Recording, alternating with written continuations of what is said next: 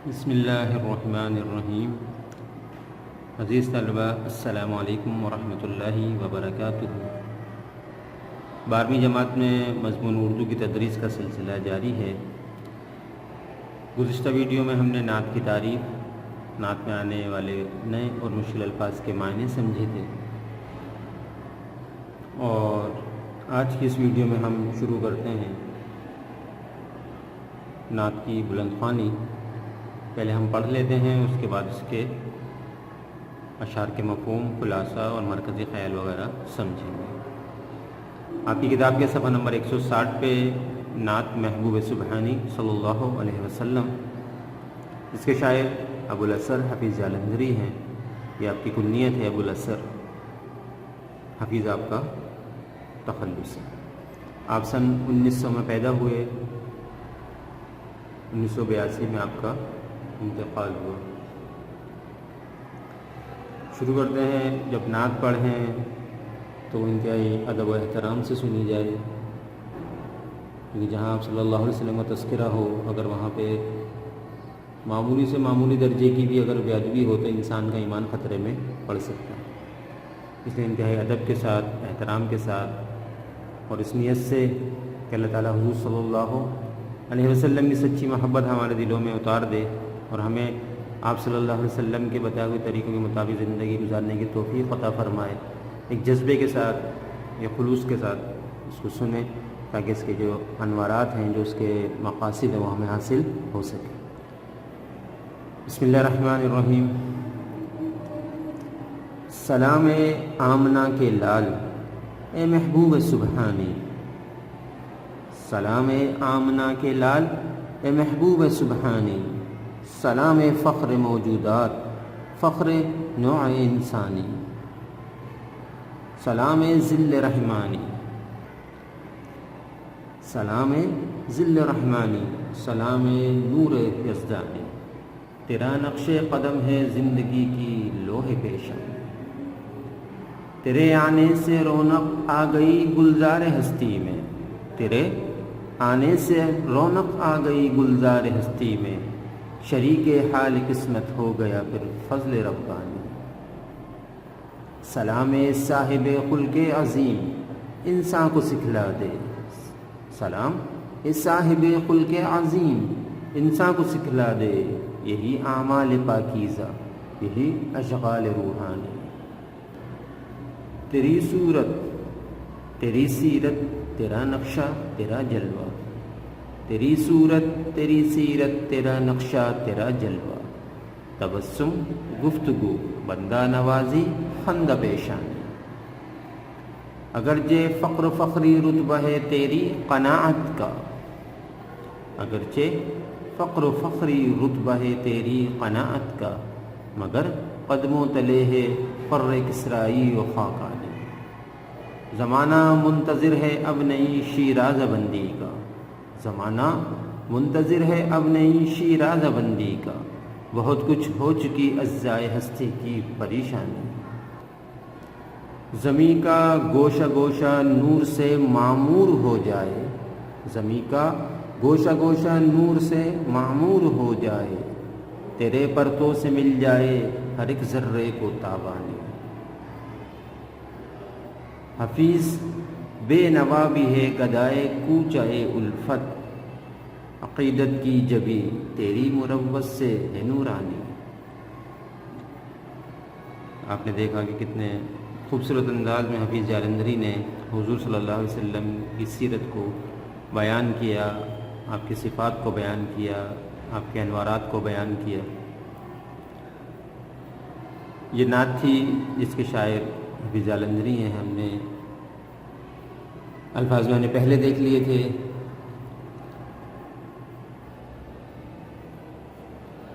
اب اگر اس کے مرکزی خیال کو دیکھیں تو ہم اس کے مرکزی خیال میں کہہ سکتے ہیں کہ مذکورہ نعت میں یا مذکورہ نظم میں شاعر نے حضور صلی اللہ علیہ وسلم کی صفات اور ان کی محبت کو مرکزی خیال کے طور پہ پیش کیا ہے۔ حضور کریم صلی اللہ علیہ وسلم حضرت آمنہ کے جگر گوشے اور اللہ تعالیٰ کے محبوب ہیں۔ آپ صلی اللہ علیہ وسلم جب دنیا میں تشریف لائے تو یہاں رونق آ گئی، کیونکہ اس سے پہلے یہ زمانہ جہالت اور گمراہی کی تاریکیوں میں ڈوبا ہوا تھا۔ آپ صلی اللہ علیہ وسلم کے آنے سے وہ تاریکیاں جہالت کی دور ہو گئی۔ زمانہ ایک بار پھر اس بات کا منتظر ہے کہ نبی کریم صلی اللہ علیہ وسلم کی تعلیمات عام ہوں، یعنی آپ صلی اللہ علیہ وسلم کا دور جس طرح دور ہوتا چلا گیا، معاشرے میں اسی اعتبار سے برائیاں بھی آنا شروع ہو گئیں۔ تو کہتے ہیں کہ زمانہ اس بات کا منتظر ہے کہ نبی کریم صلی اللہ علیہ وسلم کی تعلیمات عام ہوں، اور آج کل دنیا جو سنگین مسائل پیدا ہو چکے ہیں دنیا میں، انہیں آپ صلی اللہ علیہ وسلم کے اسوہ حسنہ کی روشنی میں حل کیا جائے۔ یعنی جو مسلمان جس حالات سے گزر رہا ہے، جن پریشانیوں سے جن میں مبتلا ہے، ان سے نجات کا ایک ہی طریقہ ہے کہ ہم آپ صلی اللہ علیہ وسلم کی زندگی کو اپنائیں، اسوہ حسنہ پہ عمل کریں، اور وہ تعلیمات جو اللہ کے رسول ہمیں دے کے گئے تو ان کو اپنی زندگی کے مطابق گزاریں۔ اس کا مرکزی خیال ہے۔ خلاصے کی اگر بات کریں تو خلاصہ آپ کو معلوم ہے کہ جو کچھ کہا جاتا ہے اس کو مختصر کر کے بیان کرنا، اچھے انداز سے ترتیب سے بیان کرنا، اور اس انداز سے بیان کرنا کہ کوئی چیز اس میں رہ نہ جائے، اور پڑھنے والا اگر خلاصہ ہی پڑھ لے تو اس کو مکمل تحریر کا مفہوم سمجھ میں آ جائے، اس کو خلاصہ کہتے ہیں۔ نظموں کے خلاصے جب لکھے جاتے ہیں تو وہ نثر کی صورت میں ہی لکھے جاتے ہیں۔ ہم اسے بتا دیں کہ مذکورہ نظم میں شاعر نے یہ بات کہی، اس طرح کہا، یوں کہا، یہ بات سمجھائی، اس کاموں سے روکا، جو کچھ بھی ہے اس کو نثر کے انداز میں لکھا جاتا ہے۔ اگر ہمیں نثر بنانا آتی ہے نظم کی، یا آسان الفاظ میں اس کو نثری انداز میں تحریر کرنا آتا ہے تو یقیناً ہم اس کی تشریح بھی اچھے انداز سے کر سکتے ہیں۔ اگر خلاصے کی بات کریں تو ہم اس میں اس طرح بتائیں گے کہ مذکورہ نظم میں شاعر نے آپ صلی اللہ علیہ وسلم کی صفات اور خوبیاں بیان کی ہیں۔ شاعر فرماتے ہیں کہ اے آمنہ کے لال، فخر موجودات اور فخر نوع انسانی، یعنی آپ صلی اللہ علیہ وسلم، آپ پر سلام ہوں، آپ پہ درود ہوں۔ آپ صلی اللہ علیہ وسلم خدا کا سایہ اور نور ہیں۔ آپ صلی اللہ علیہ وسلم کا نقش قدم زندگی کا لوح پیشانی ہے۔ آپ صلی اللہ علیہ وسلم جب دنیا میں تشریف لائے تو یہاں رونق آ گئی، اس سے پہلے دنیا تاریکیوں کے، جہالت کی، گمراہیوں کے اندھیروں میں ڈوبی ہوئی تھی، اور دنیا والوں کو خدا کا فضل حاصل ہو گیا۔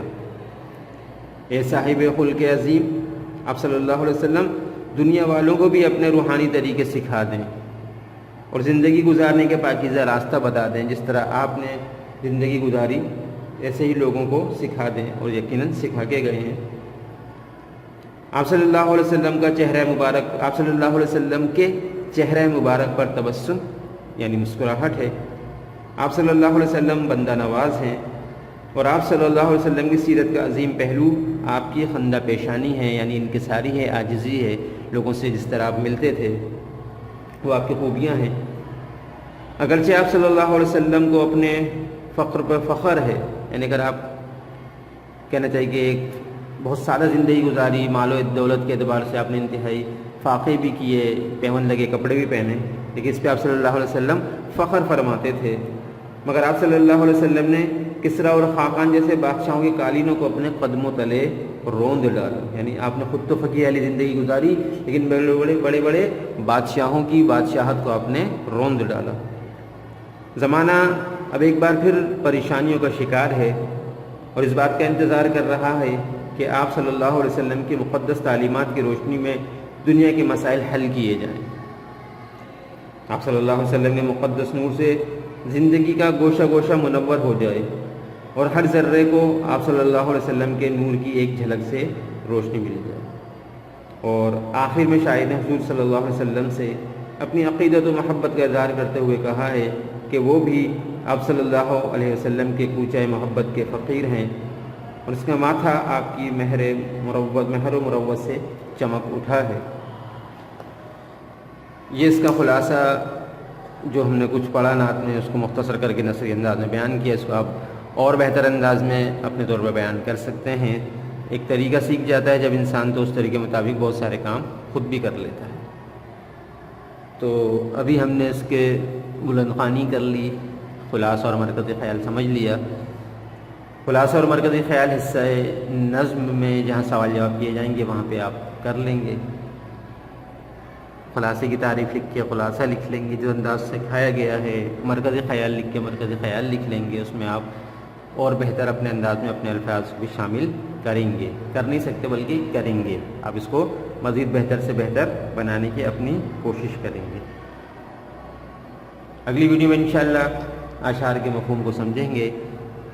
ابھی تک کے لیے اتنا ہی، دوسری ویڈیو تک کے لیے اجازت۔ السلام علیکم ورحمۃ اللہ وبرکاتہ۔